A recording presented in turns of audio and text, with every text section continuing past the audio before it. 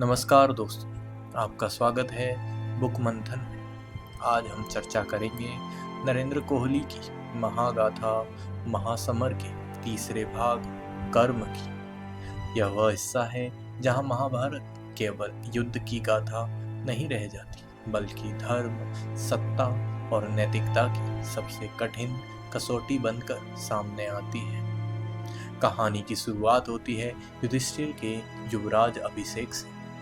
वो क्षण जब एक ओर गर्व की चमक है तो दूसरी ओर जिम्मेदारियों का भारी बोझ। हस्तिनापुर का साम्राज्य बढ़ रहा है, पांडवों की लोकप्रियता ऊंचाई छू रही है, लेकिन दरबार की बिसात पर जहर घुलने लगा है। दुर्योधन की आंखों में अब ईर्ष्या की आग है और लालच का धुआं।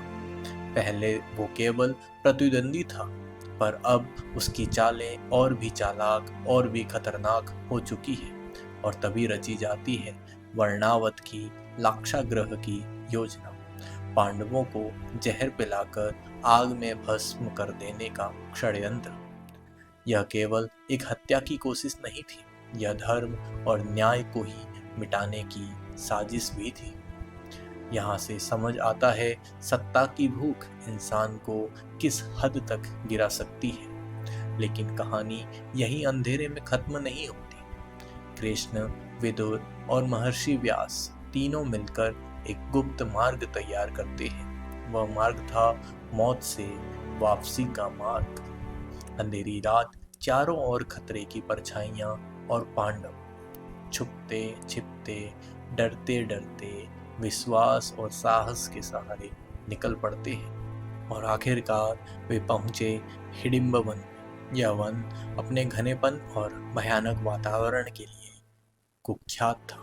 वहां नरभक्षी राक्षस रहते थे जिनका सरदार था हिडिंब। हिडिंब ने अपनी बहन हिडिंबा को आदेश दिया कि वो पांडवों को जाए, उनको मारे और उनके पास ले आए। लेकिन जैसे ही हिडिंबा ने भीम को देखा, उसका मन बदल गया। वह उसके साहस और पुरुषार्थ से प्रभावित हो गई। हिडिंबा ने भीम को सब सच बता दिया कि उसका भाई उन्हें मारकर खा जाना चाहता है। भीम ने बिना डरे हिडिंब का सामना किया और एक प्रचंड युद्ध हुआ। अंततः भीम ने हिडिंब का वध कर दिया। इसके बाद हिडिंबा ने पांडवों से प्रार्थना की कि वह भीम को अपना पति बनाना चाहती है। युधिष्ठिर और कुंती ने अनुमति दी और भीम ने कुछ समय तक हिडिंबा के साथ रहकर घटोत्कच नामक पराक्रमी पुत्र को जन्म दिया। इस प्रकार पांडवों की यात्रा में एक नई कड़ी जुड़ गई, जिसने आगे महाभारत युद्ध में बहुत महत्वपूर्ण भूमिका निभाई थी।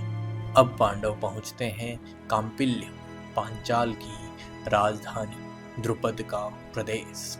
सोचिए उस पल को, एक और भय की छाया और दूसरी ओर नई शुरुआत की रोशनी, और बीच में उम्मीद का जलता हुआ दीपक। लेकिन सवाल अब भी खड़ा था, क्या यह केवल बचाव था या राजनीति धीरे धीरे पांडवों का भविष्य गढ़ रही थी? और फिर आता है सबसे अनोखा मोड़, द्रौपदी का पांचों पांडवों के साथ विवाह।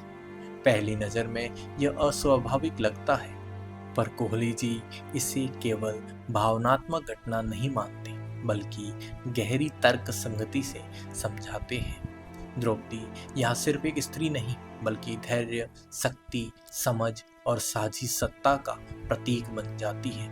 यह विवाह धर्म की रक्षा और उस समय की सामाजिक राजनीतिक जरूरत दोनों का उत्तर था।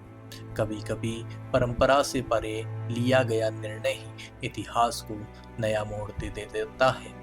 इसके बाद पांडव लौटते हैं हस्तिनापुर। सोचिए, घर लौटने की खुशी कैसी होती है, पर यहाँ स्वागत की जगह मिला अपमान और निष्कासन।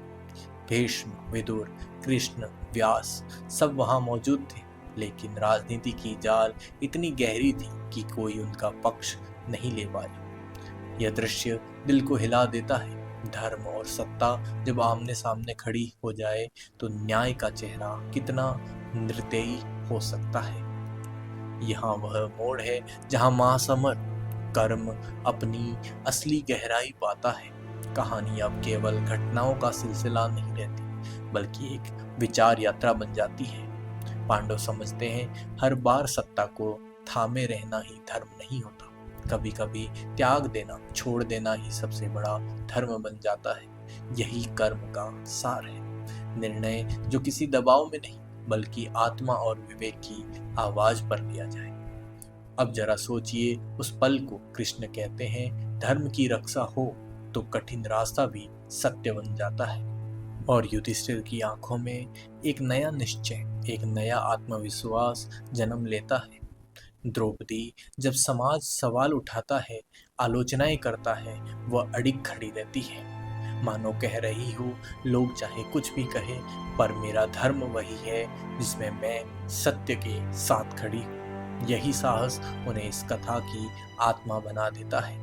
और अंततः जब पांडवों को हस्तिनापुर से निष्कासित कर खांडवप्रस्थ भेजा जाता है, तो युधिष्ठिर के मन में प्रश्न उठता है, क्या यही न्याय है? क्या यही धर्म की रक्षा है? और यहीं से कथा केवल धर्म युद्ध की कहानी नहीं रहती, बल्कि आत्मसम्मान, त्याग और नैतिक संघर्ष की गाथा बन जाती है। यही है महासमर कर्म का असली संदेश।